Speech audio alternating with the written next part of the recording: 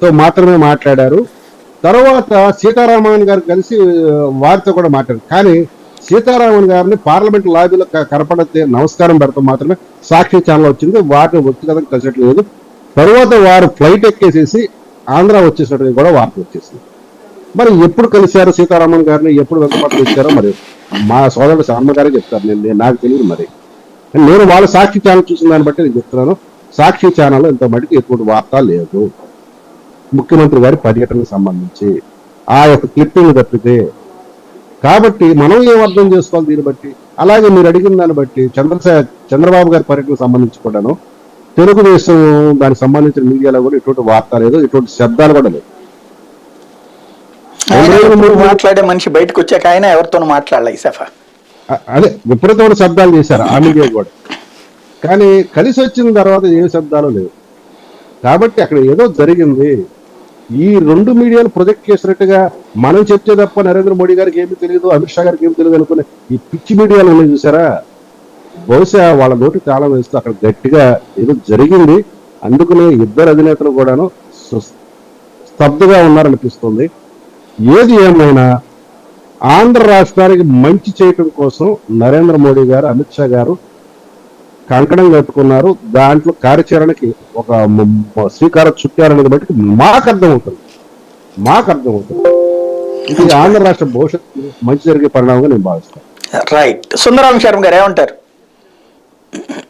Sir మా brother last కన్నది ఏంటి, మీరు మంచి పాయింట్ అన్నారు, అదేంటి నాకు వినపడలేదు కొంచెం.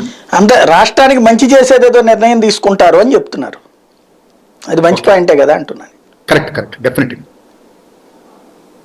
సార్ ప్యానల్లో ఉన్నటువంటి మిత్రులందరికీ కూడా నమస్కారం. ఇప్పుడే మా మిత్రుడు సరే జనరల్ ఈ మాటలు ఇవి అదేదో నవ్వకపోతే వీళ్ళందరూ కూడా ఇక్కడే కూర్చుని అన్ని డిసైడ్ చేస్తారు.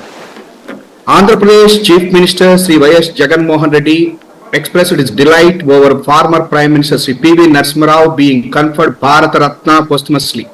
It is an honor to all Telugu-speaking people as the statesman, scholar with high political and moral values gets the highest civilian award which he richly deserves, and it merits an all-round applause. Conferring Bharata Ratna on former Prime Minister Sri Chaudhry Charan Singh, who championed the farmers' cause, and agriculture scientist Sri M.S. Swaminathan, father of Green Revolution, is a matter of pride to the entire nation, the Chief Minister said. Next.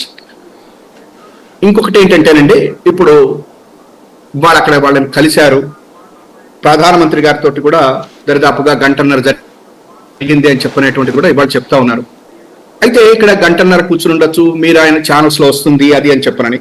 అయితే ఆయన ఏం చేశారు ఏంటి అనేటువంటిది కూడా సాక్షి దాంట్లో కూడా actual గా మా జగన్మోహన్ రెడ్డి గారు ఏమేమి మాట్లాడారు అనేటువంటిది ఆల్రెడీ వస్తుంది. నేను కూడా చాలా చోట్ల వినటం కూడా జరిగింది. అందువల్ల నాకు తెలిసినంత వరకు అన్ని కూడా బ్రహ్మాండంగా సాగినాయి. బ్రహ్మాండంగా ఆయన అడగాల్సినటువంటివన్నీ కూడా రాష్ట్రం కోసం మాట్లాడినట్టు కూడా నేను అనుకుంటున్నాను. అన్నిటికంటే ముఖ్యం ఏంటంటే